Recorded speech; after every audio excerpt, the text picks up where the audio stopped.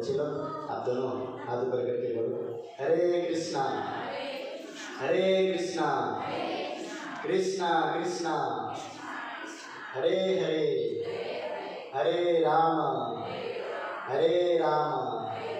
राम राम हरे हरे। तो हम अभी थोड़ा कीर्तन करेंगे भगवान का, उसके बाद थोड़ा स्टार्ट करेंगे। नमो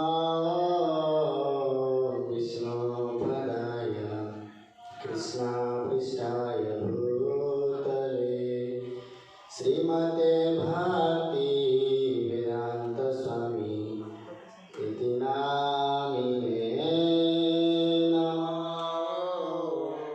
विष्णुपदाय कृष्णपृष्ठाय भूतले श्रीमते भक्ति वेदांत स्वामी इति नामिने।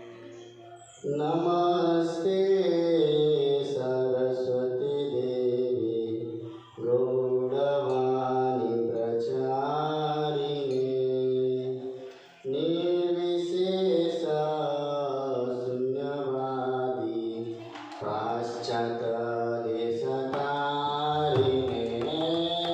नमस्ते।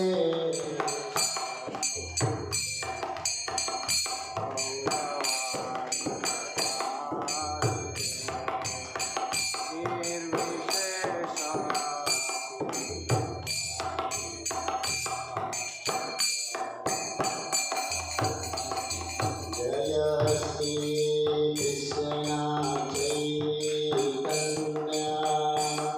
प्रभु नित्यानंद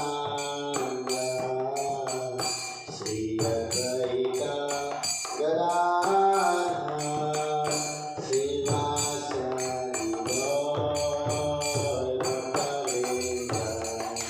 जय श्री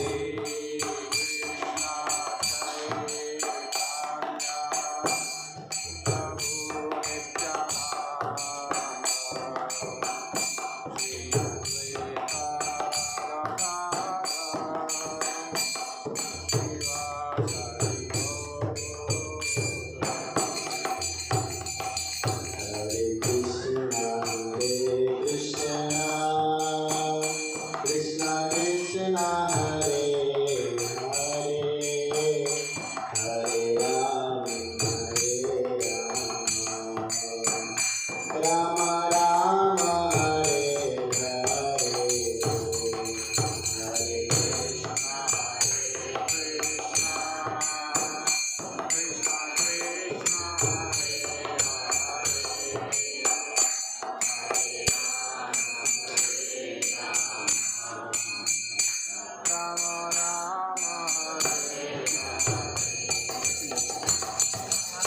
कृष्णा हरे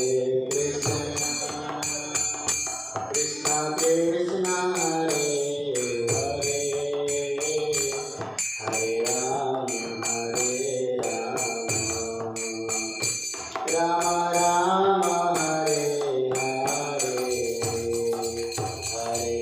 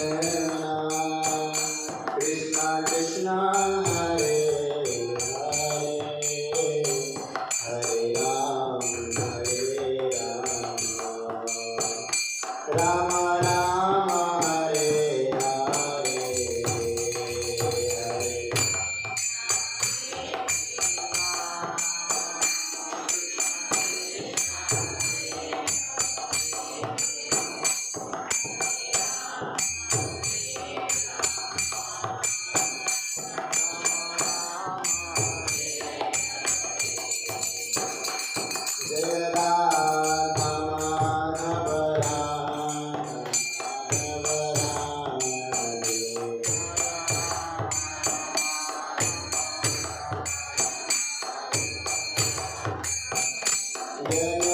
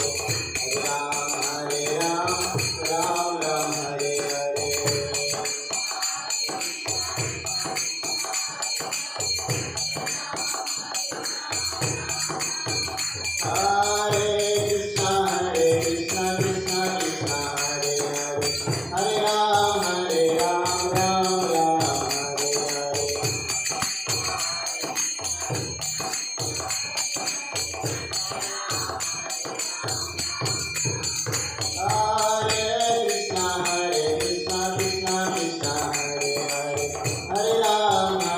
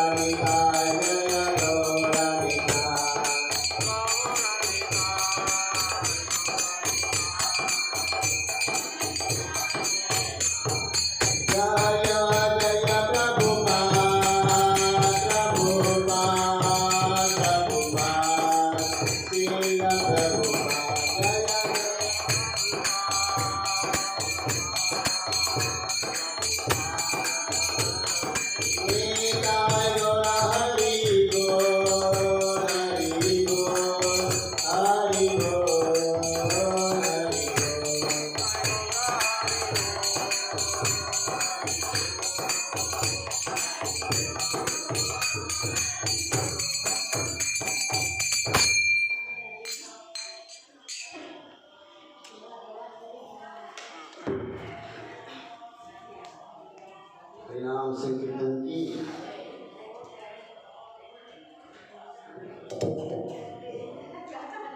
तो अभी हम प्रार्थना करेंगे थोड़ी देर के लिए। ओम नमो भगवते वासुदेवाय।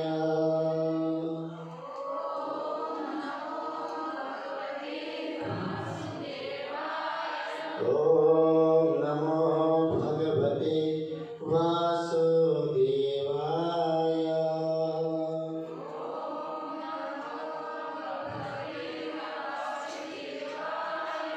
ओम नमो भगवते वासुदेवाय।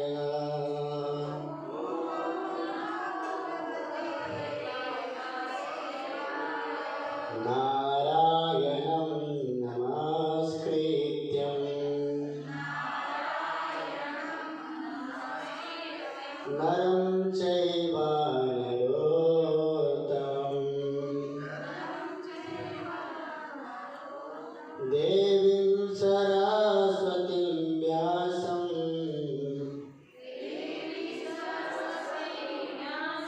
ततो जयामुदीरये।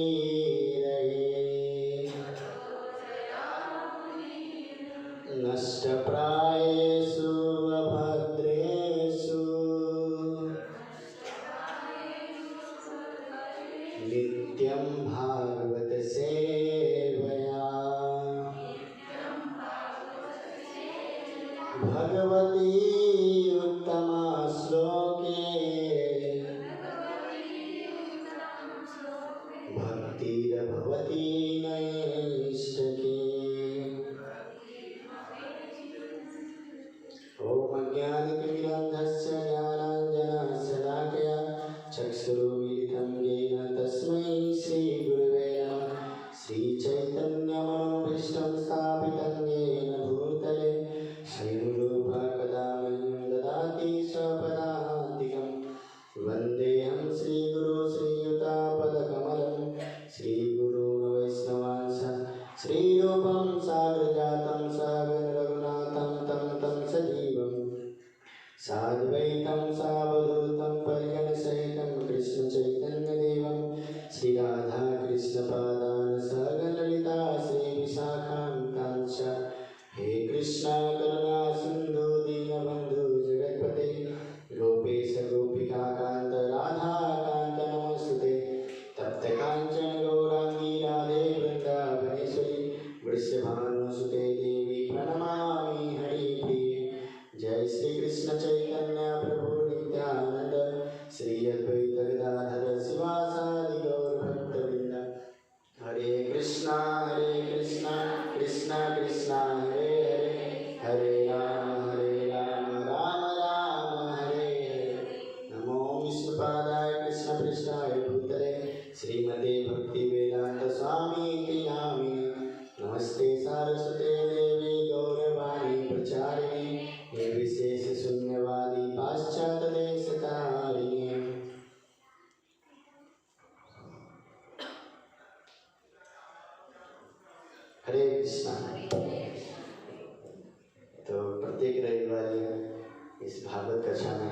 सबका स्वागत है। तो आज का क्लास एक प्रश्न से शुरू होगा। आप जितने भी लोग आते हैं प्रत्येक रविवार को कथा श्रवण करने के लिए, तो क्यों आते हैं, क्या कारण है? आप आज के दिन घर पे रहकर टीवी भी देख सकते थे, घूमने भी जा सकते थे, लेकिन क्या कारण है कि आप यहाँ पर आकर भागवत को 1 से 1.5 घंटा श्रवण करते हैं? कौन बताएंगे? बताइए। सबको हिंदी तो समझ में आती है ना? माता जी आपको आती है ना हिंदी?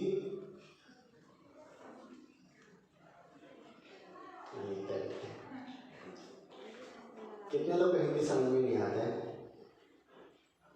हिंदी समझ में नहीं आता है, सबको आता है? चलो अच्छी बात है, नहीं तो मेरा वेस्ट चला जाता। तो बताइए क्यों आते हैं आज के दिन आप लोग यहाँ पर?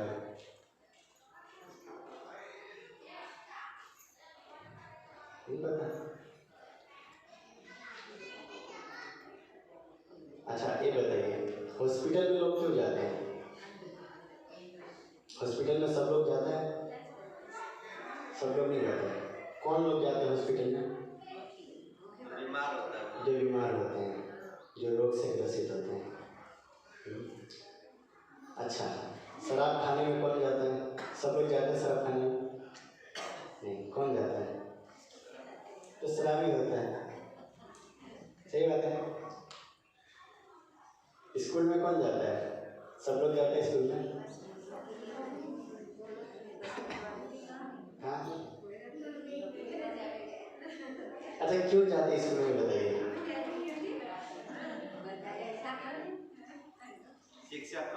शिक्षा प्राप्त करने, ज्ञान प्राप्त करने। तो मंदिर में हम क्यों आते हैं? कोई भगवान से जुड़ने के लिए, भगवान से जुड़ने और मन की शांति के लिए। और अच्छा, शिक्षा मतलब शिक्षा प्राप्त करने, भगवान से जुड़ने, तो भगवान तो सर्वत्र है, तो मंदिर में क्यों आना है? या एक शक्ति अलग हो जाती है, या का विचार एक अलग हो जाता है। अच्छी बात है। एनर्जी एक अलग हो जाती है। तो मंदिर एक ऐसा स्थान है, एक पवित्र स्थान है, जहाँ का वातावरण भगवान के भक्तों की भक्ति के प्रभाव से हमेशा शुद्ध रहता है। और जब कोई व्यक्ति यहाँ पर आता है तो उसको शांति महसूस होता है। आप यहाँ से जैसे गेट के बाहर निकलेंगे, पूरा माया का जितनी प्रभाव है सब आपके ऊपर हावी हो जाता है। अरे ये करना है, वो करना है, सब याद आने लगते हैं। लेकिन जब तक हम यहाँ पर रहते हैं तब तक एक शांति लगता है, ना ऐसा लगता है कि बस यही दुनिया है, यही जीवन है। तो जैसे शराब खाने में हर कोई नहीं जाता है, सिर्फ शराबी जाता है। जैसे हॉस्पिटल में केवल रोगी जाता है, उसी प्रकार मंदिर में वही लोग आते हैं जिनको वास्तव में इच्छा है कि भगवान की प्राप्ति करना है। भगवान की प्राप्ति करना है, वही लोग इस मंदिर में आते हैं। सब लोग नहीं आते हैं। कितने भारत में कितनी आबादी है, लेकिन कितने लोग हैं जो भगवान की भक्ति करते हैं, भगवान के मंदिर जाते हैं? गिने चुने लोग हैं। जैसे रोग से ग्रसित व्यक्ति को पता होता है कि मैं बीमार हूँ, तो मुझे मेरा इलाज जो है वो हॉस्पिटल में जाकर ही होगा। उसी प्रकार जो व्यक्ति वास्तव में भव के रोगी होते हैं, भव रोगी समझते हैं ना आप लोग? भव से ग्रसित रोगी मतलब जो जिनको लगता है कि मैं दुखी हूँ, वास्तव में लगता है कि मैं दुखी हूँ, वास्तव में लगता है कि मैं अशांत हूँ, वास्तव में लगता है कि मैं परेशान किए जा रहा हूँ, वो लोग मंदिर में आते हैं। जैसे दवाई बहुत सारा है, मेडिकल स्टोर में जाएंगे तो सब दवाई आपको मिल जाएगा, सबको पता ही कौन सा दवाई क्या करती है, बट फिर भी हम हॉस्पिटल में जाते हैं डॉक्टर के पास। क्यों? क्योंकि क्योंकि जो डॉक्टर जो दवाई देता है वो हमारे इलाज को पकड़कर वो हमारे लिए अच्छी दवाई देता है। इसी प्रकार संसार में बहुत सारे औषधि हैं इस घोर रोग को दूर करने के लिए। शास्त्रों में बहुत सारे दवाई बताए गए हैं, लेकिन इस समय पे इस वातावरण में दवाई, असली दवाई क्या है जो हमें जल्दी सहायता करेगी ठीक होने में, तो वो कहाँ पता चलता है? वो हमें मंदिर में पता चलता है। जब हम साधु वैद्य पाए, जब हम गुरु की शरण में जाते हैं, जब किसी साधु की शरण में जाते हैं, तब हमें पता चलता है कि हमारे अभी जो करंट में जो अभी हमें भाव रोग है उसका इलाज क्या है। आज स्पेशल दिन है। आज क्या है, किसी को पता है? भीष्माष्टमी। आज के दिन ही भीष्म जी का जन्म हुआ था। और कल क्या था? कल एक महान आचार्य का जन्मदिन था, अद्वैता आचार्य। तो हम तो देखिए, दो प्रकार के भागवत होते हैं, एक तो ग्रंथ भागवत और एक भक्त भागवत। ग्रंथ भागवत प्राय हर जगह चर्चा होती रहती है और हम श्रवण करते भी रहते हैं, लेकिन भक्त भागवत एक ऐसा चलता फिरता भागवत है जहाँ जिस जगह पर जाता उस स्थान को पवित्र कर सकता है, उस जगह को पवित्र कर देता है। तो ये भक्त भागवत आज के रविवार कार्यक्रम में हम भक्त भागवत के ऊपर चर्चा करने का प्रयास करेंगे। हम थोड़ा कल के दिन अद्वैताचार्य की जीवनी के ऊपर भी थोड़ा देखेंगे, क्या अद्वैताचार्य कौन है वास्तव में। भगवान के महान भक्तों में से एक अद्वैताचार्य आज से ठीक 500 वर्ष पहले बंगाल देश में नवद्वीप नामक स्थान में प्रकट हुए हैं। ऐसा शास्त्र में वर्णन है, कृष्णदास कविराज गोस्वामी कहते हैं कि वो स्वयं महाविष्णु के अवतार हैं। अद्वैताचार्य जी महाविष्णु का निवास स्थान कहाँ पे है? कहाँ रहते हैं महाविष्णु? वैकुंठ लोक में। वैकुंठ में जहाँ पर महाविष्णु रहते वहाँ पे सदा शिव भी रहते हैं। शिव जी जो है बहुत सारे रूपों में अलग अलग स्थान पे रहते हैं। एक तो वैकुंठ लोक में जो सदा शिव रहते हैं वो हमेशा वहाँ पे रहते हैं, वहाँ से फिर वो कहीं जाते नहीं हैं। दूसरे जो शिव हैं वो इस बिरजा नदी के ऊपर जो हमारा ब्रह्मांड है उसके ऊपर एक नदी बहती है, और नदी के ऊपर एक ब्रह्म ज्योति के ऊपर शिव जी का निवास स्थान है। तो शिव जी जो वहाँ पे रहते हैं उनका काम क्या है? इस संसार का नाश करना, विनाश करना, जब प्रलय होता है तब। तो अद्वैताचार्य भगवान महाविष्णु के अंशावतार माने जाते हैं, और वो कुबेर जब वो आज से 500 वर्ष पहले जन्म लिए थे तो उनके पिता का नाम कुबेर मिच्छ और माता का नाम नाभा देवी था। तो ये दोनों पति पत्नी बहुत दिनों से प्रतीक्षा कर रहे थे कि हमारा पुत्र कब होगा। आधी उम्र ढल गई थी लेकिन कोई संतान नहीं थी, तो उनको बहुत दुख लग रहा था कि संतान कब आएगा। और बड़े खुशी की बात है कि उनके घर में भी खुशियाँ आई। एक बालक का जन्म हुआ जिनका बचपन में नाम पड़ा था मंगल, और उनका दूसरा नाम था कमलाक्ष। तो अद्वैताचार्य बचपन में बहुत शांत स्वभाव के थे, मतलब वो बचपन से ही उनके माता पिता उनको संस्कार देते आ रहे थे हर चीज़ का। उनको शास्त्र का पढ़ाना लिखाना हर चीज़ सिखाते थे। क्यों? क्योंकि उसके पिता भी जानते थे कि वास्तव में अगर कोई धन है तो ये संस्कार एक धन है जो बुढ़ापे तक इस व्यक्ति के साथ रहता है।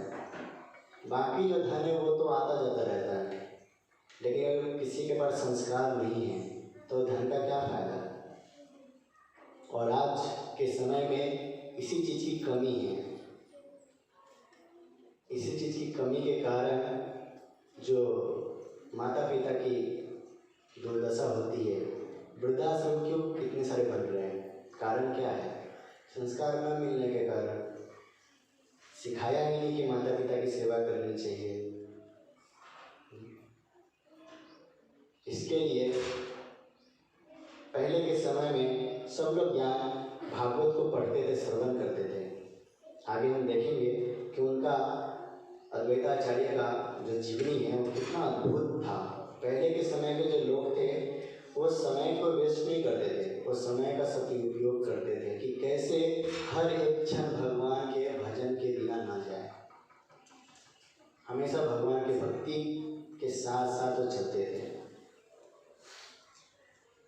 लेकिन आज तो समय को टाइम को पास करने के लिए हमें नाना चीज़ का उपयोग करना पड़ता है, मोबाइल, टीवी, घूमना, ये वो।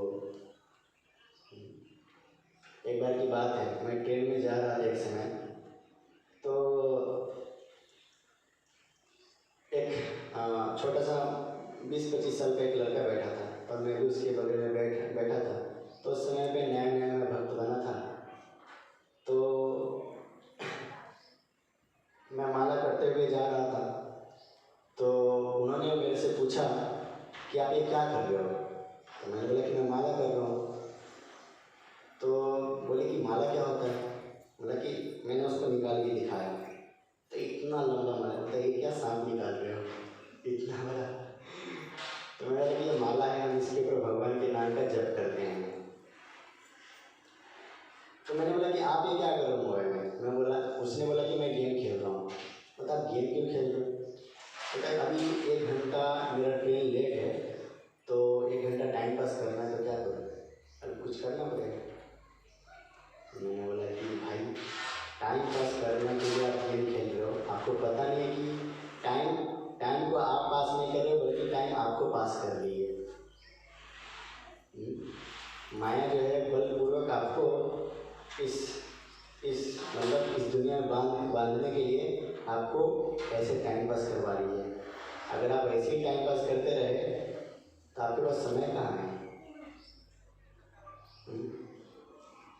तो खैर वो लड़का चला गया। फिर अद्वैताचार्य धीरे धीरे बड़े हुए और कुछ दिनों के बाद अद्वैताचार्य के माता पिता भगवान के धाम चले गए। अब अद्वैताचार्य को बड़ा दुख लगा कि अब मैं अकेला हो गया हूँ, क्या करूँ। तो अद्वैताचार्य ने माता पिता को अंतिम संस्कार करने के लिए वो गया गए।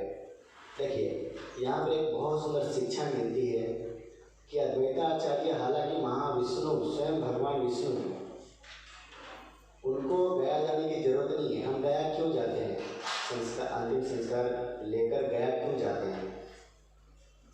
क्योंकि वहाँ पे भगवान विष्णु के चरण चिन्ह है, वहाँ पे गंगा जी बैठी है। लेकिन जहाँ पर अद्वैताचार्य प्रकट हुए थे उनके जस्ट सामने ही गंगा जी थी, लेकिन फिर भी वो गया गए। क्यों?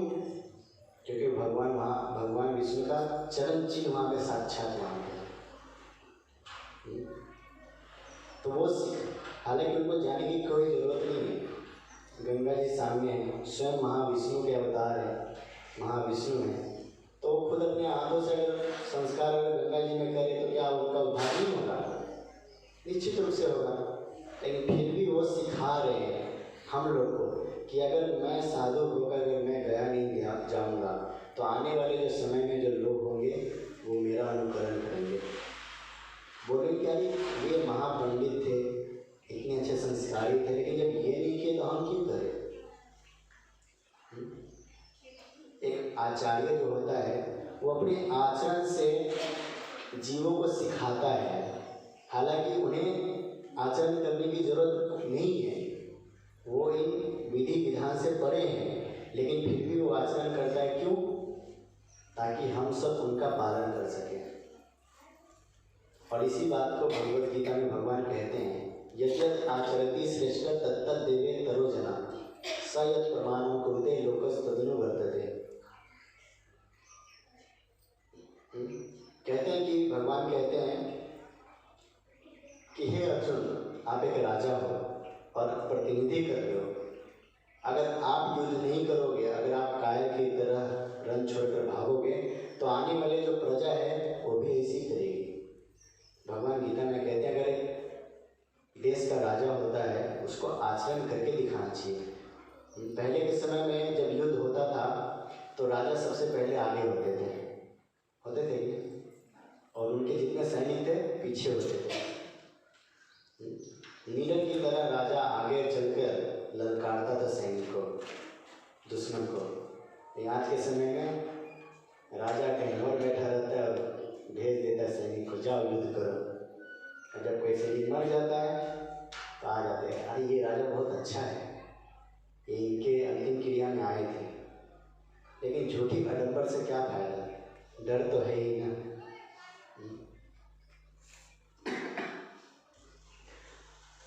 तो आचार्य जो होता है आचरण करके जीवन में होता है। जैसे चैतन्य महाप्रभु को कौन कौन जानते हैं यहाँ पर? हाथ उठाइए। नाम सुना है चैतन्य महाप्रभु का? सबने सुना होगा। चैतन्य महाप्रभु कौन है? कौन है बताइए। चैतन्य महाप्रभु स्वयं भगवान कृष्ण है। वो अवतार नहीं है, वो स्वयं कृष्ण है। वो राधा रानी के भाव को लेकर स्वयं 500 वर्ष पहले कलयुग में प्रकट हुए थे, और वो भी नदिया गांव में, बंगाल में। तो चैतन्य महाप्रभु के आने का कारण क्या था, और चैतन्य महाप्रभु को प्रकट करने वाले कौन थे पता है? ये अद्वैताचार्य जी। क्यों प्रकट हुआ थे, क्यों प्रकट किए थे, इसका भी हम जानेंगे आगे। तो चैतन्य महाप्रभु स्वयं कृष्ण है, उन्होंने आचरण करके यही मत भक्त भाव करी अंगीकार, आपनी आचारी भक्ति सिखाई सवार। चैतन्य महाप्रभु हालांकि भगवान है, लेकिन स्वयं भक्त बनकर, भगवान भक्त के रूप में आकर उन्होंने स्वयं कीर्तन किया, नाम जप किया, और फिर लोगों को सिखाया कि ऐसे करो आप नाम जप, ऐसे करो कीर्तन। वो ऐसा नहीं था कि उपदेश देते थे कि हाँ ऐसा करना चाहिए, वैसा करना चाहिए। आजकल के जैसे गुरु होते हैं, उपदेश तो दे देते हैं लेकिन जीवन में आचरण कुछ नहीं होता है। तो ऐसे उपदेशों से, ऐसे जो गुरु होते हैं, ऐसे गुरु से अगर हम श्रवण भी करते हैं तो हमारे जीवन में कोई परिवर्तन नहीं आता है। मुंडक उपनिषद में कहा गया है, एक श्लोक आता है, बहुत सुंदर श्लोक है, संप्रदाय विहीना ये मंत्रस्थे निष्फलम आता। अगर कोई गुरु है, अगर वो संप्रदाय के अंतर्गत नहीं है, संप्रदाय समझते हैं ना? संप्रदाय समझते हैं? संप्रदाय मतलब एक परंपरा। जैसे कृष्ण से परंपरा चली है, जैसे कृष्ण ने किसको ज्ञान दिया? अर्जुन को, और वेद व्यास जी ने उसको संकलित किया था।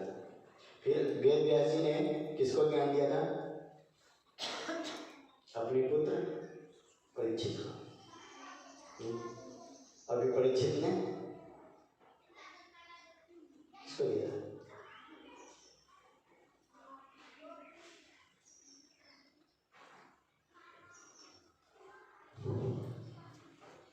ये भारत जो याद नहीं रहता है। सॉरी, सुखदेव गोस्वामी ने महाराज परीक्षित को ज्ञान दिया था, नहीं?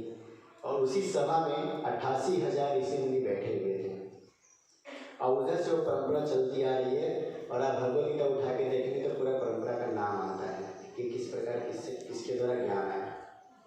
तो अंत में आता है ईश्वरपुरी से चैतन्य महाप्रभु आते हैं, और चैतन्य महाप्रभु से रूप गोस्वामी, सनातन गोस्वामी इत्यादि लोग आते हैं।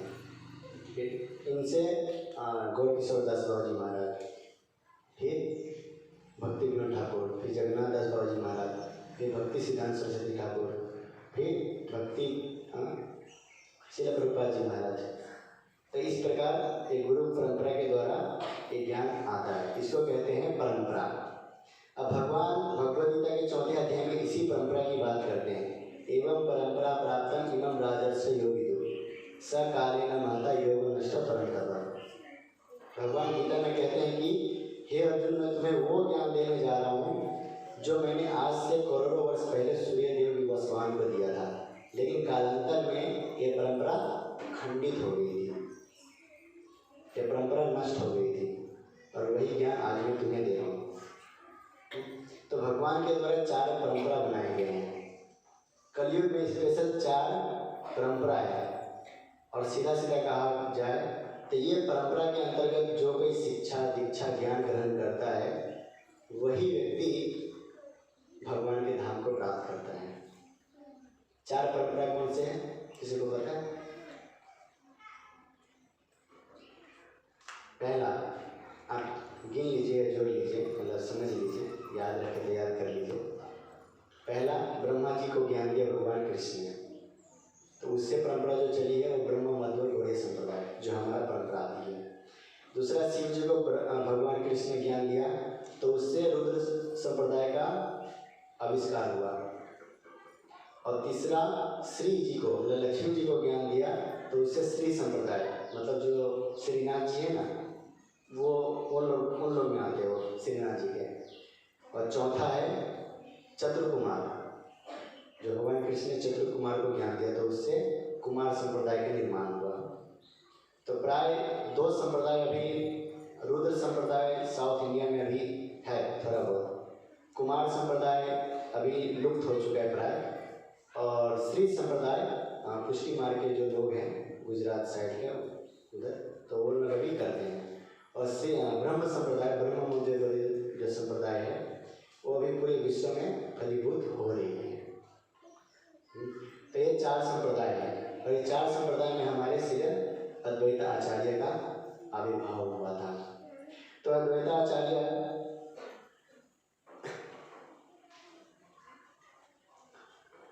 धीरे धीरे बड़े हुए, और बड़े होने के बाद क्या होता है, विवाह होना ही है। तो उन्होंने नरसिंह भादुरी करके एक ब्राह्मण थे, जो पवित्र ब्राह्मण थे, उनकी 2 कन्या थी। उन्होंने 2 कन्याओं से विवाह किया जिनका नाम था श्री और सीता। तो ये 2 कन्या श्री अद्वैताचार्य की पत्नी के रूप में आई।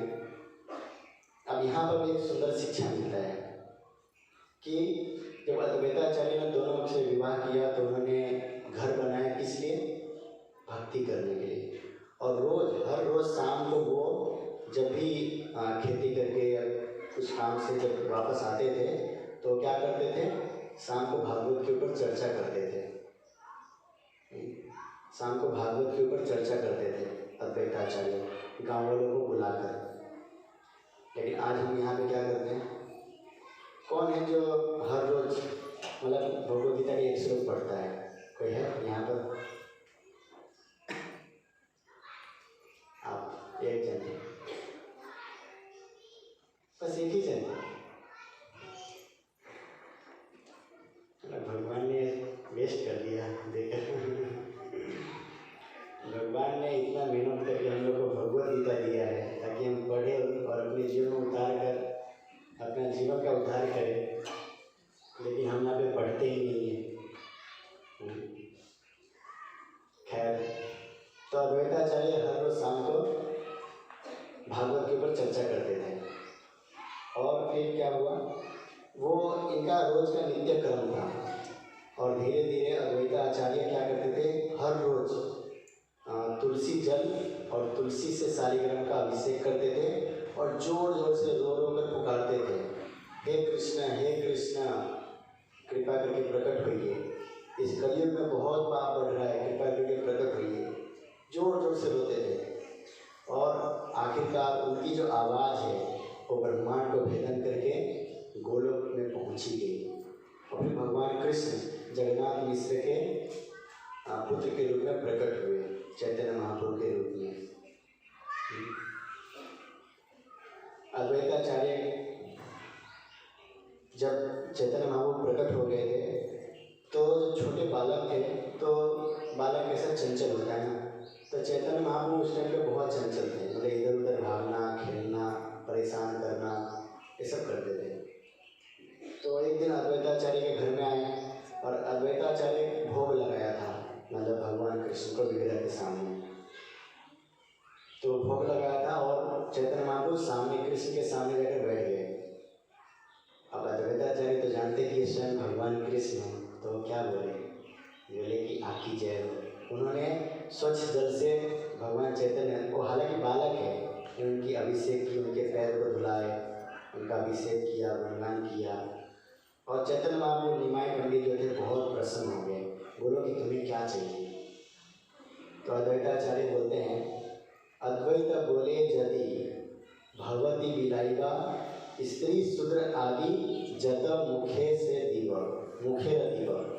वो कहते हैं कि एक ही प्रार्थना करते हैं भगवान चैतन्य महाप्रभु, अगर आपको कुछ मुझे देना ही है, अगर आप मेरे भक्ति से भजन से प्रसन्न हैं, अगर आप कुछ देना चाहते हैं तो आप इस कलयुग में शूद्र उद्र कुछ ना देकर केवल भगवान का नाम का वितरण कीजिए सबको, एक ओर से सबको वितरण कीजिए।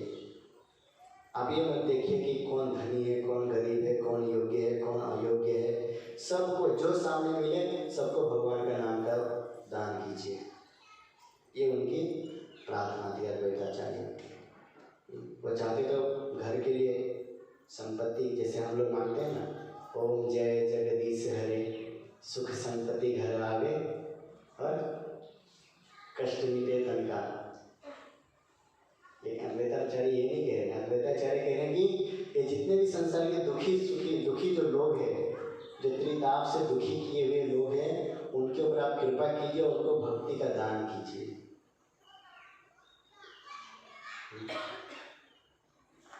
श्री अद्वैताचार्य का एक प्रणाम मंत्र है, आप सब मेरे पीछे दोहराइएगा। श्री अद्वैत नमस्तुभ्यं कली जना कृपा निधे गौर प्रेम प्रदानाय श्री सीतापतये नमः। मैं श्री सीतापति जो अद्वैताचार्य है उनको मैं नमस्कार करता हूँ। क्यों नमस्कार करता हूँ? क्योंकि उन्होंने कली के जितने भी जन हैं, जितने भी पापी हैं, जितने भी आलसी हैं, उन लोगों के ऊपर कृपा करके उन्होंने गौरांग महाप्रभु को प्रकट किया। और गौरांग महाप्रभु को प्रकट करके क्या किया? हरिनाम संकीर्तन का दान वितरण किया। तो ये महान आचार्य हुए जो अपने अपने अपने लिए कुछ नहीं, उन्होंने सब कली के लोगों को, जब कोई भक्त बन जाता है ना, तो उनके हृदय में स्वभाव करुणा उत्पन्न हो जाती है। वो किसी भी जीव को दुखी नहीं देख सकता है। कलयुग में तो खैर उल्टा है, कोई अगर मर भी रहे तो उसको देख के बड़ा अच्छा लगता है, अरे वाह और तरको मज़ा आता है। लेकिन अद्वैताचार्य ऐसे नहीं थे, बहुत दुखी होते थे।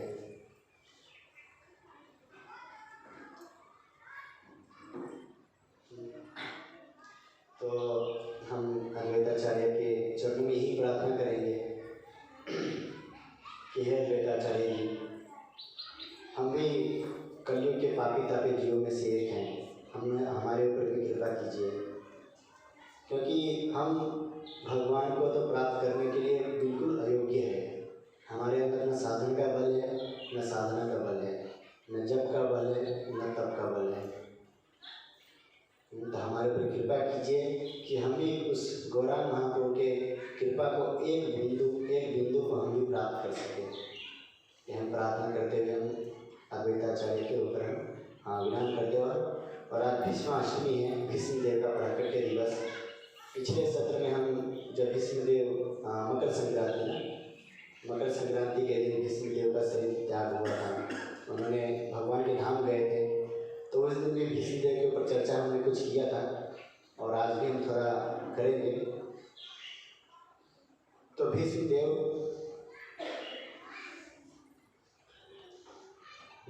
जो है वो इस लोक के वासी नहीं है। भीष्मदेव स्वर्ग लोक के वासी हैं और उनका स्वर्ग में नाम है महाभिषेक राजा करके हैं। और एक समय की बात है, महाभिषेक राजा ब्रह्मा जी के दरबार में जाते, ब्रह्मा जी का दर्शन के लिए। तो वहाँ पर पहले से ही गंगा देवी उपस्थित रहती है। तो होता क्या है वहाँ पे मंद मंद हवा चलती रहती है, तो गंगा जी का जो साड़ी होता है वो थोड़ा गिर जाता है और गलती से महाभिषेक का जो नेत्र है, जो आँखें हैं, उस ओर चली जाती हैं। और जैसी जाती है वैसी वो खींच लेते हैं। हालांकि वो खींच लेते हैं, बट फिर भी ब्रह्मा जी उनको देख लेते हैं और उनको तुरंत श्राप देते हैं कि तुम एक मृत्यु लोक के वासी की तरह व्यवहार कर रहे हो, यहाँ पर तुम यहाँ पे रहने के योग्य नहीं हो।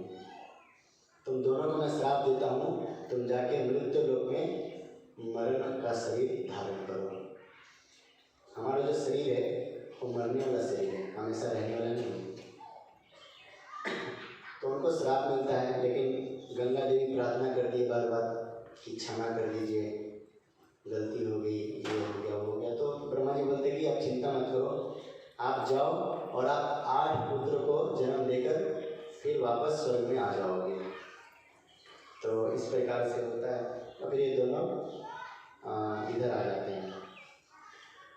तो आगे चलकर जो गंगा देवी है वो एक गंगा नदी के किनारे जन्म लेती है और उनका जीवन ऐसे बीतता रहता है, मतलब समय काटती रहती है कि कब वो दिन आएगा कि मैं 8, हालांकि उनको पिछले जन्म के बारे में थोड़ा थोड़ा ज्ञान था क्योंकि वो स्वर्ग की अप्सरा है, स्वयं गंगा जी है। तो एक चंद्रवंश में एक राजा आते हैं जिनका नाम होता है प्रतीक, जो आगे चलकर संतनु महाराज के पिता थे। तो प्रतीक नाम के जो राजा थे उनके कोई संतान नहीं था, तो वो संतान प्राप्ति करने के लिए वो गंगा नदी के तट पर जंगल में जाकर तपस्या करने लगे और पास में ही गंगा देवी का घर था। तो घूमते घूमते घूमते देखा कि ये राजा बहुत ही अच्छा है और तपस्या कर रहा है, क्या कारण है। तो वो जाकर दायां जो अपने पाँव होता है, जो दायां जांघ है, उस जांघ के ऊपर जाकर बैठ गए और उन्होंने इच्छा व्यक्त किया कि हे राजा, आप मुझे पसंद हो, मुझे आपसे प्यार हो गया है और मैं आपसे विवाह करना चाहती हूँ। लेकिन राजा प्रतीक ने बोला कि देखो, आपने दायां जांघ के ऊपर बैठा है और दायां जांघ जो होता है बहू के क्या बोलते हैं, स्तर को माना जाता है।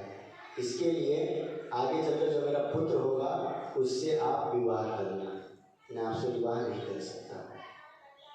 तो आगे चलकर एक प्रतीक राजा के घर में भी खुशहाली आती है और एक पुत्र का जन्म होता है जिनका नाम था संतनु महाराज। तो संतनु महाराज जो थे वो बचपन से ही बहुत वीर थे, पराक्रमी थे और वो शिकार खेलने के लिए जंगल जाते हैं। तो जब वो जंगल जाते हैं तो वहीं पर उन्होंने गंगा देवी को देखते हैं और गंगा देवी को देखते ही उनको प्यार हो जाता है और वो इच्छा व्यक्त करते हैं कि मैं आपसे विवाह करना चाहता हूँ। लेकिन गंगा देवी मना कर देती है, बोलते हैं कि मैं आपसे विवाह नहीं कर सकता, अगर आपको मेरे से विवाह करना है तो मेरी एक शर्त माननी पड़ेगी। तो बोले क्या शर्त है, मैं आपके हर शर्त को मानने के लिए तैयार हूँ। तो बोले, गंगा देवी बोलती है कि अगर आप मेरे से विवाह करोगे ठीक है, लेकिन मेरे जीवन में आप दखल अंदाजी नहीं करोगे, मतलब मैं जो करूँगी वो मुझे करने दोगे, मुझे आप रोकोगे नहीं। तो संतनु महाराज, अभी प्यार का नशा ऐसा नशा है कि उसमें क्या सही क्या गलत क्या पता चलता है। तो हाँ बोलना ही था। यहाँ पर भी बहुत सुंदर शिक्षा मिलती है। श्रील प्रभुपाद जी कहते हैं चैतन्य चरितामृत में कि प्यार शब्द के ऊपर व्याख्या करते हुए श्रील प्रभुपाद जी श्रील कबीरदास गोस्वामी के 2 श्लोक के ऊपर अपनी व्याख्या करते हैं। तो पहले मैं श्लोक बोलूँगा। आत्मा इंद्रिया प्रीति वांछा तार बोली काम, कृष्ण इंद्रिया प्रीति इच्छा धरे प्रेम नाम। कहते हैं कि जो प्यार होता है ना, प्यार शब्द का अर्थ कोई नहीं जानता है। प्यार किसे कहते हैं कोई नहीं जानता है, प्राय कलयुग में प्यार का अर्थ ही लोग बदल देते हैं। प्यार एक ऐसा पवित्र चीज़ है, एक ऐसा प्यार एक ऐसा पवित्र चीज़ है जिसके कारण भगवान स्वयं उस प्रेम के बंधन में बंध जाते हैं। लेकिन आज के समय में उस प्यार को लोगों ने गंदा कलंक करके रख दिया है। काम वासना को भी प्यार समझ लिया जाता है। आज के समय में प्यार नहीं होता है, काम होता है। देखिए, प्यार में ना त्याग होता है, समर्पण होता है, और प्यार में कोई विधि विधान नहीं होता है। यहाँ पर गंगा देवी एक नियम रख रही है, एक शर्त रख रही है। प्यार में कोई शर्त नहीं होता है। यहाँ पर शर्त क्या रख रही है कि मैं जो चाहूँगी आप मुझे करने दोगे। तो ये प्यार है कि क्या काम है, आप बताइए।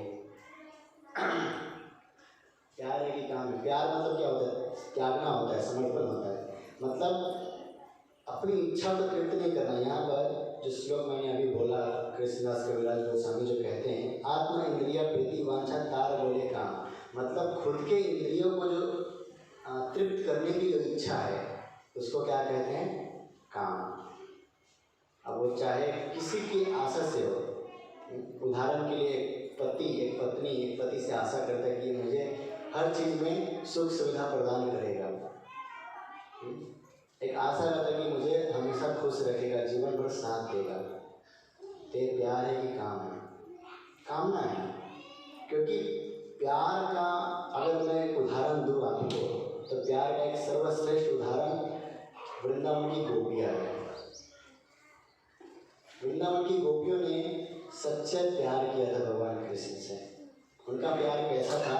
उनका प्यार था कि जब कृष्ण बांसुरी बजाते थे तो वो तुरंत घर को छोड़कर चली जाती थी। वो ये नहीं देखते थे कि मैं क्या कर रही हूँ। भागवत में अच्छे वर्णन है अच्छी तरीके से कि कोई गाय को दूह रही है तो गाय को तुरंत छोड़कर चली गई। कोई बच्चे को दूध पिलाई तो बच्चे को नीचे रख के चली गई। कोई पति को खाना खिलाने के लिए बैठाई है और खाना परोसने से पहले ही चली गई। ये है प्रेम। मतलब उनको ये नहीं पता कि मेरे बारे में लोग क्या सोचेंगे, एक गांव वाले क्या सोचेंगे, मेरा पति क्या सोचेगा, सास ससुर क्या सोचेगा। नहीं, सबको त्याग दिया।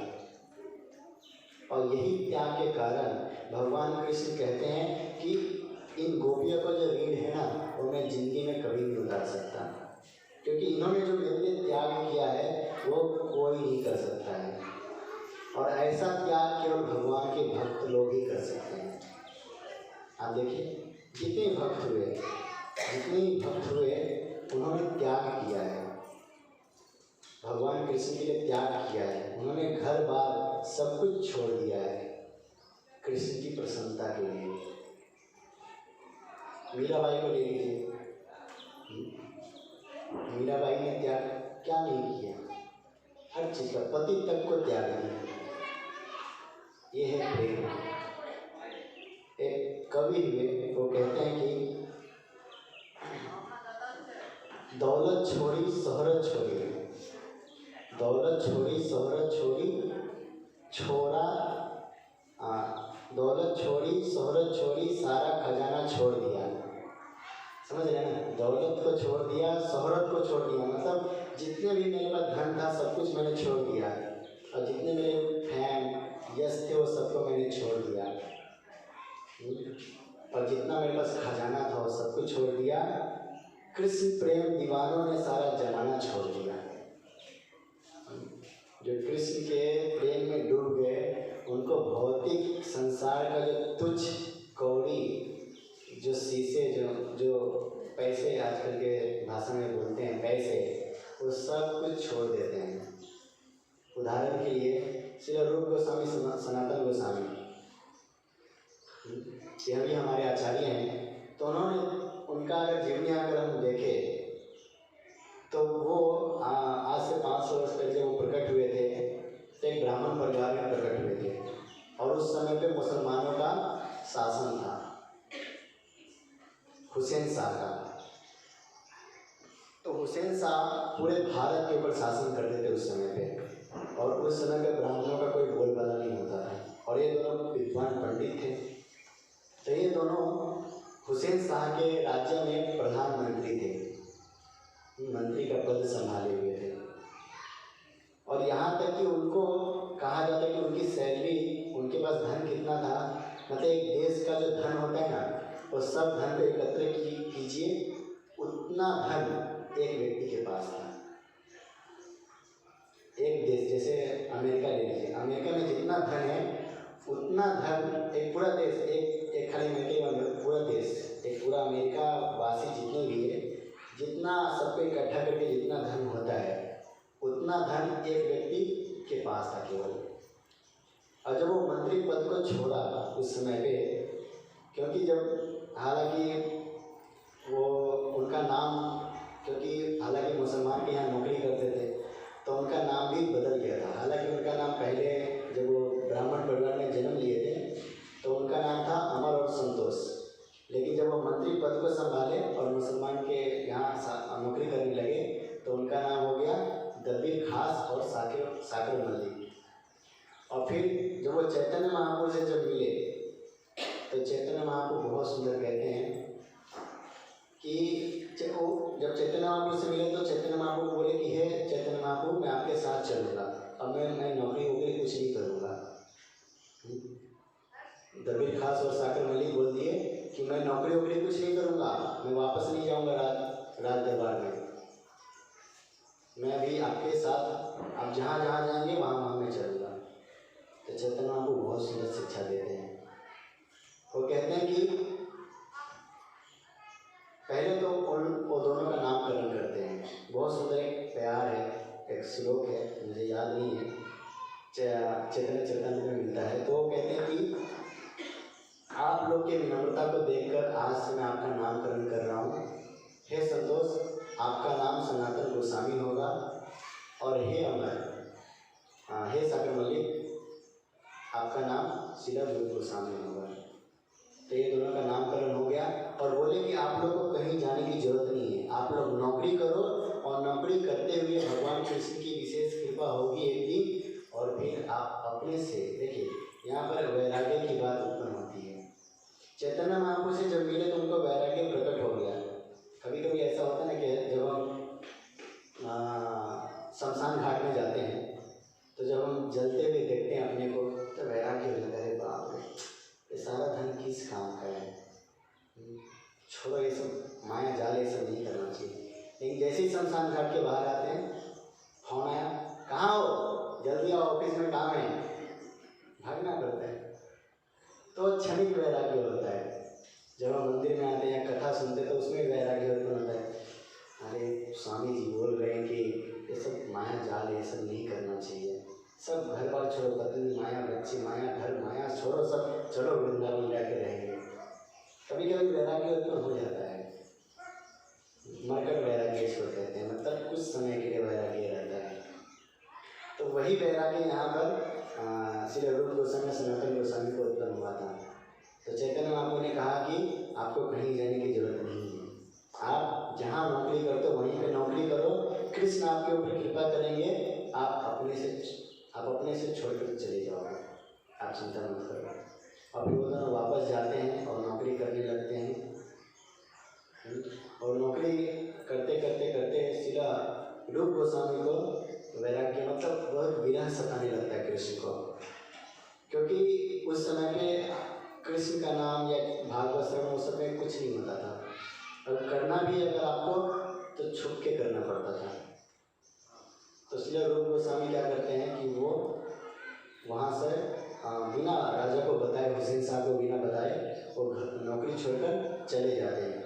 और जितना भी धन संपत्ति होता है वो 50% जो धन संपत्ति उसके पास जो था वो वैष्णव में और पंडितों में बांट देते हैं, और बाकी का 50% में से 25% अपने जो सगे संबंधी होते हैं उनमें बांट देते हैं, और बाकी का 25% एक क्या कहते हैं उसको, दुकानदार के पास रख देते हैं, क्योंकि अभी सनातन गोस्वामी यहाँ पे नौकरी कर रहे हैं, उनको आगे चल की जरूरत पड़ेगी, इसके लिए वहाँ पर रख देते हैं।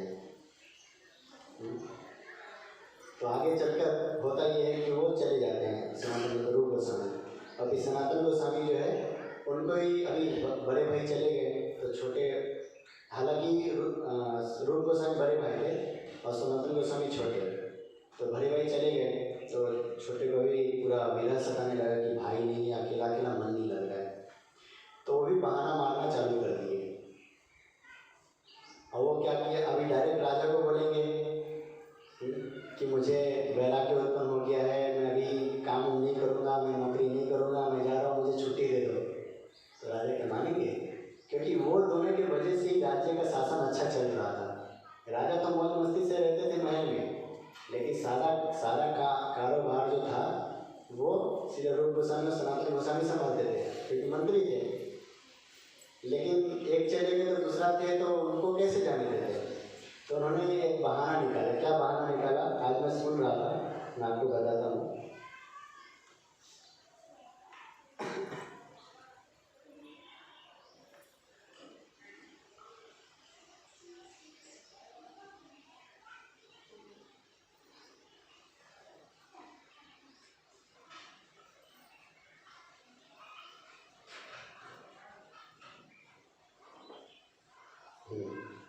तो आज के लेक्चर में सुन रहा था तो मुझे एक श्लोक मिला था जिसमें श्री रूप गोस्वामी सनातन गोस्वामी क्या कर रहे हैं, वो मंत्री पद को छोड़कर अपने घर पर बहाना मार के बैठे हुए थे। क्या बहाना था?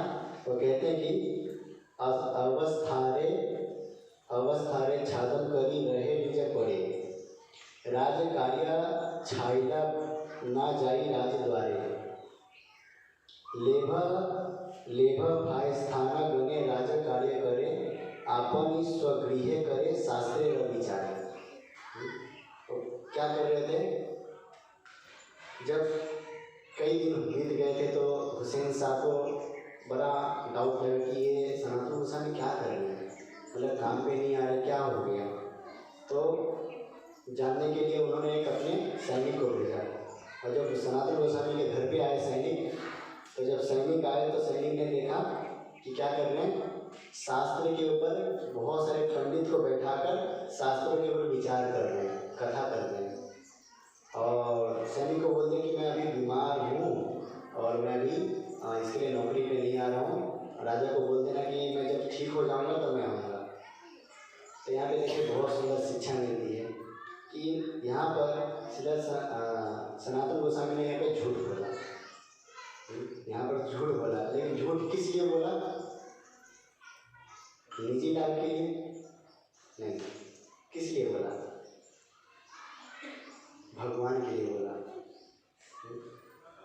क्योंकि भगवान के लिए जब हम झूठ बोलते तो उसको झूठा नहीं होता है, लेकिन अपने लिए जब हम झूठ बोलते तो उसको झूठा मान जाते हैं। तो यहाँ पर सनातन गोस्वामी भागवत को पढ़ने के लिए, समझने के लिए, विचार करने के लिए उनको समय मिला था। उन्होंने क्या बहाना मारा कि मैं बीमार हूँ।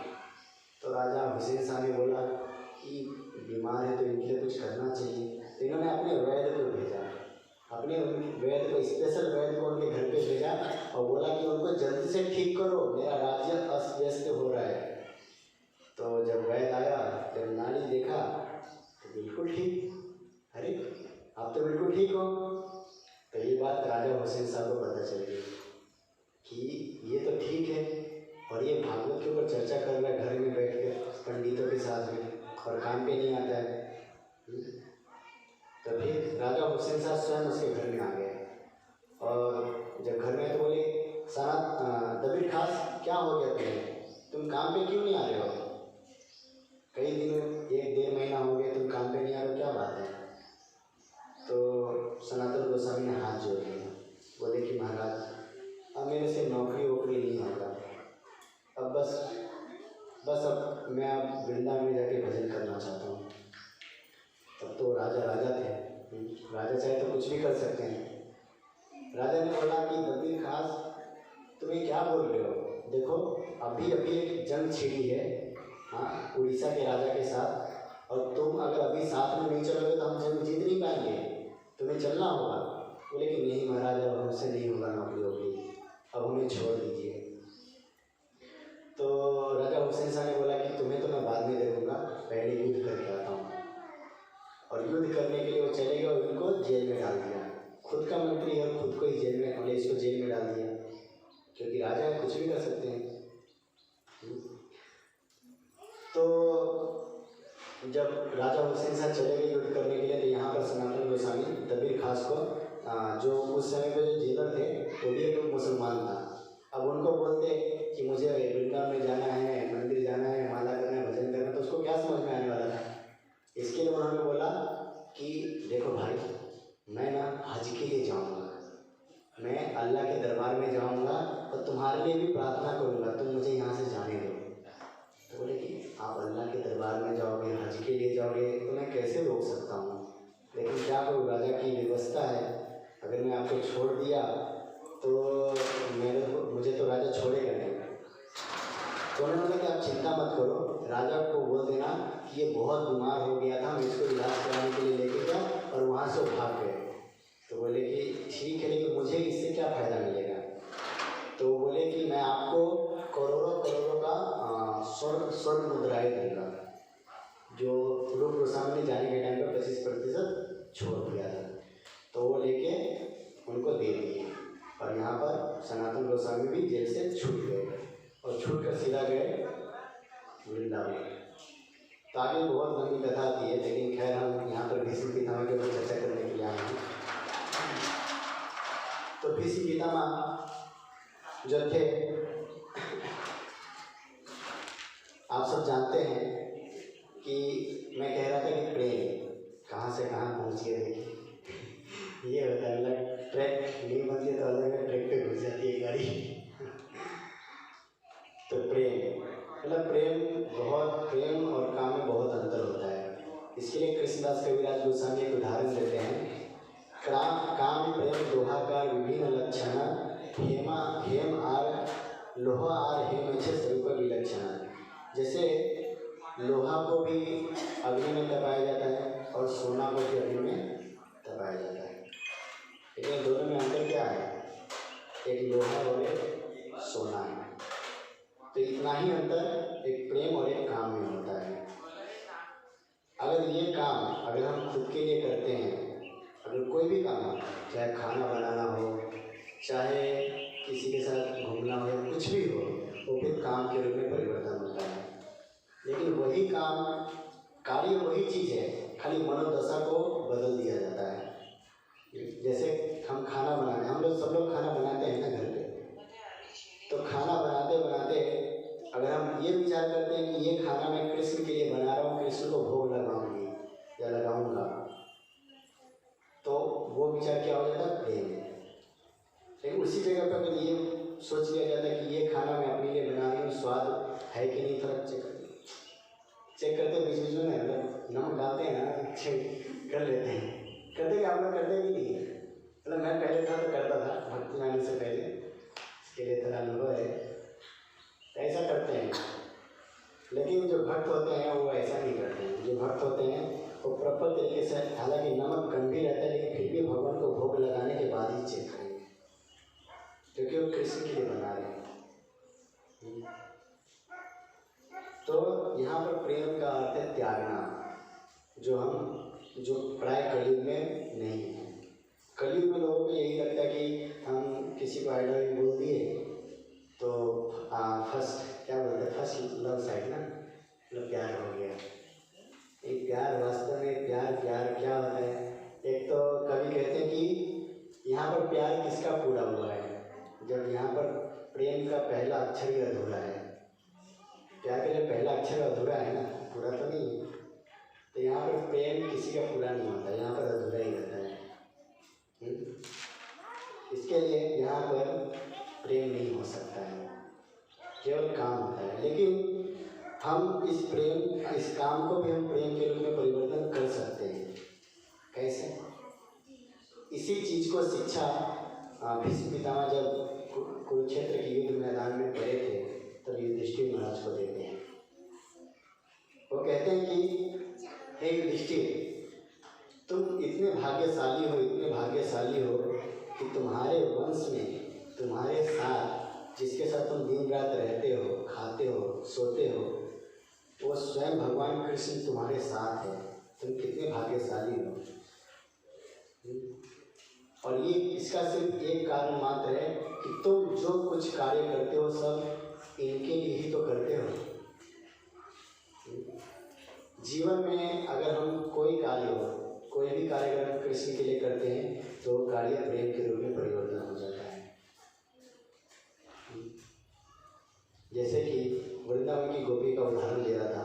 वृंदावन की गोपी खाना भी बनाती थी तो चिंतन करती थी कृष्ण को क्या अच्छा लगता होगा, कृष्ण के लिए अच्छा से अच्छा बनाऊंगी। श्रृंगार करती थी, सजती थी तो कृष्ण के लिए सजती थी। नहीं ये ऐसा लगाऊंगी तो अच्छा लगेगा, कृष्ण को अच्छा लगेगा, नहीं ऐसा लगाऊंगी तो कृष्ण को अच्छा लगेगा। एक समय की बात है, एक ब्रज की लीला है। एक यहाँ पर जो राधा रानी है महल में अकेले अकेले बैठे बैठे सोच रही थी कृष्ण का विरह सता है, कृष्ण से मिलने का बहुत मन कर रहा है। अब कृष्ण तो अंतर्यामी है, कृष्ण तो सबके मन की बात जानते हैं। तो यहाँ पर कृष्ण समझ गए। अब कृष्ण डायरेक्ट तो आ नहीं सकते ना महल में, तो उन्होंने कृष्ण ने क्या किया, कृष्ण ने गोपी का रूप धारण कर लिया और गोपी का रूप धारण करके वो महल के पास आ गई राधा रानी के। और जब महल के पास आ गई तो ललिता विशाखा ने देखा, अरे गोपी तुम कौन हो, तुमको तो इस ब्रज में मैंने कभी देखा नहीं, कहाँ से आई हो? तो बोले कि मैं पास के गांव से आई हूँ और मेरा नाम गोप देवी है, मैं राधा रानी के दर्शन के लिए आई थी। बोले कि अरे बहुत सुंदर लग रही हो तुम, चलो चलो राधा रानी देख के तुम्हें खुश हो जाएगी। तो हालांकि वो कृष्ण थे और किसी को अभी छलिया तो छलिया करने में नंबर 1 भाई, कौन पहचान सकता है उसको। तो कृष्ण आते हैं, राधा रानी जैसी देखती है उनको, उस गोप देवी को देखते ही उनको कृष्ण का याद आने लगता है और वियोग सताने लगता है। क्योंकि जो गोप देवी थी, हालांकि बाहर से सब कुछ चेंज था लेकिन अभी रंग तो वही रहेगा ना, रंग का कलर थोड़ी करके जाएंगे, तो सांवला रंग के तो थे ही। अब राधा रानी ने देखा कि ये कितने सुंदर है, गोप देवी यहाँ मेरे पास बैठो, तुम कहाँ से आई हो, क्या करती हो, मुझे बताओ जरा। तो बोले कि मैं नंद गांव से आई हूँ और मेरा गोप देवी नाम है। तो बोले कि अच्छा नंद गांव से आई हो, वहाँ तो मेरा कृष्ण रहता है, तुमने कृष्ण को देखा है? बोले हाँ देखा था।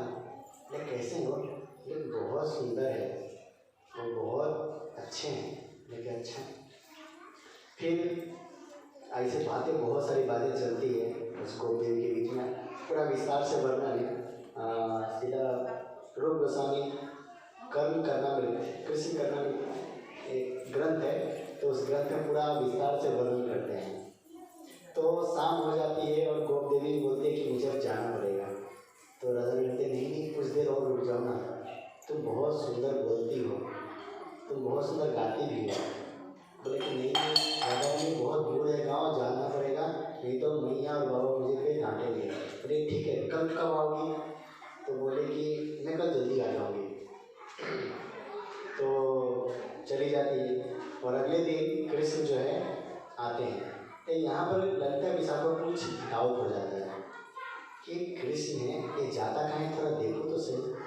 तो रात को पीछा करने के लिए जाते हैं कि कहाँ जाता है। तो जाते हैं तो देखते हैं जंगल में पूरा कपड़ा निकाल रहा है, पकड़ लिया पकड़ लेता बोलता ठीक है आने दो इसको, कल इसको बताऊँगी।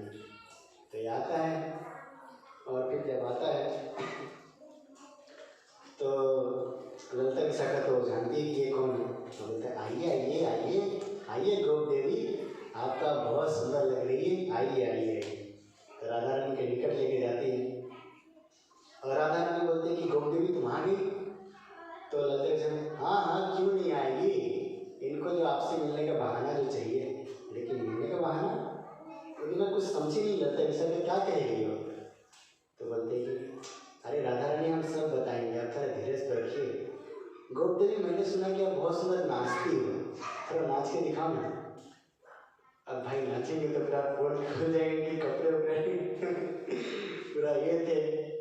तो नहीं मैं नाचती नहीं हूँ, मेरे को नाचना नहीं आता। नहीं आपको आता है नाचने, आप नाच के दिखाओ। तो अब गोपी देवी करे क्या, अब वो बहुत शर्मा जाती है।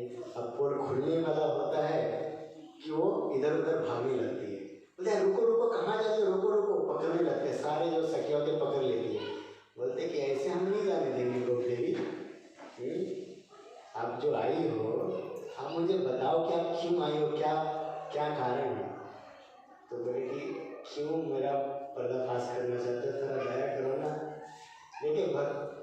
ब्रह्मांड के मालिक भगवान कृष्ण हैं और कृष्ण और गोपियों के आगे हाथ जोड़कर अपने बचाव के लिए प्रार्थना करते हैं। ये है कृष्ण, ये है प्रेम। जब जहाँ पे प्रेम होता है तो वहाँ पर कृष्ण स्वयं बन जाते हैं। मतलब कृष्ण ये नहीं देखते कि मैं भगवान हूँ। कृष्ण उन लोगों के लिए भगवान है जो व्यक्ति कृष्ण को मतलब डर के मारे भजन करते हैं, डर के मारे पूजा करते हैं, डर के मारे विधि विधान का पालन करते हैं। लेकिन जो कृष्ण से प्रेम करता है उसके लिए कृष्ण भगवान नहीं है।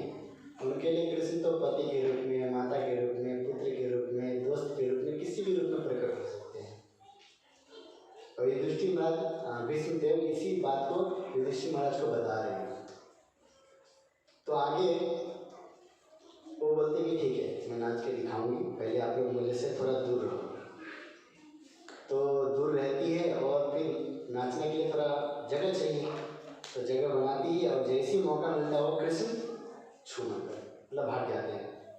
और जब भाग जाते हैं तो होता क्या है कि जो राधा रानी की जो माँ होती है कीर्तिदा, वो पकड़ लेती है। और जब पकड़ लेती है तो बोलती है कि अरे गोपी तुम कहाँ जा रही हो? बोलते कि मैं राधा रानी से मिलने आई थी लेकिन राधा रानी मुझे डांट के भगा दिया। क्या राधा रानी ने डांटा? चलो मैं देखती हूँ क्या हुआ। तो जब आते हैं और राधा रानी के पास आकर बोलती कि राधा रानी तुमने इसको क्यों डांटा? सहेली में ऐसा नहीं करते हैं, सहेली में ऐसा नहीं करते, चलो इसको गले लगाओ। अब कृष्ण को तो यही चाहिए था कि कब राधा रानी मुझे गले लगाए। अब मौका मिल गया, अब राधा रानी को तो लगाना ही पड़ेगा। अब राधा रानी लगाती है और बोलती है कि कान में बोलती है कृष्ण, ये राधा रानी आपका बहुत विरह सता रहा था, इसके लिए मैंने बहाना ढूंढा। और फिर गोप देवी जो है चली जाती है। तो कहने का मतलब ये है कि जहाँ पर प्रेम होता है वहाँ पर भगवान स्वयं आकर बन जाते हैं। इसके लिए हमें प्रेम, भगवान के प्रति प्रेम उत्पन्न करना चाहिए। और ये प्रेम कैसे उत्पन्न होता है? कैसे उत्पन्न होता है? आई लव यू बोल के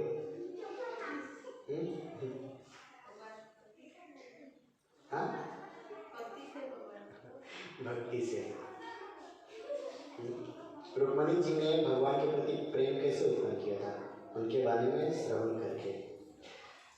जब हम किसी लड़के के विषय में श्रवण करते हैं तो उस लड़के के प्रति स्वभावत आकर्षण बढ़ता है हमारे अंदर। उसी प्रकार जब हम कृष्ण के विषय में श्रवण करते हैं तो कृष्ण के प्रति हमारा जो आकर्षण है, हमारा जो प्रेम है, वो स्वतः ही उत्पन्न होता है। देखिए एक बात आपको बताता हूँ, हमारे अंदर ना कृष्ण के प्रति स्वभाव, सबके अंदर प्रेम है, सबके अंदर, बस उसको प्रकट होने की इंतजार है। ये प्रकट तब होता है जब हम भगवान कृष्ण के बारे में श्रवण करते हैं, भक्ति करते हैं, तब जाकर वो प्रेम प्रकट होता है। तो हालांकि समय बहुत ज़्यादा हो गया है, 1 बजे का टाइम था लेकिन 1:30 बज गया।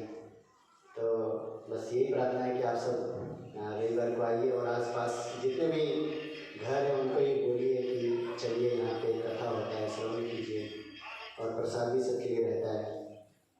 तो आप सबके चरणों में प्रणाम। हरे कृष्णा, कुछ त्रुटि हो तो क्षमा कर दीजिएगा। हरे कृष्णा कृष्णा कृष्णा हरे हरे, हरे राम राम राम हरे। आप सबके लिए महाप्रसाद है, प्रसाद दे सकते हैं।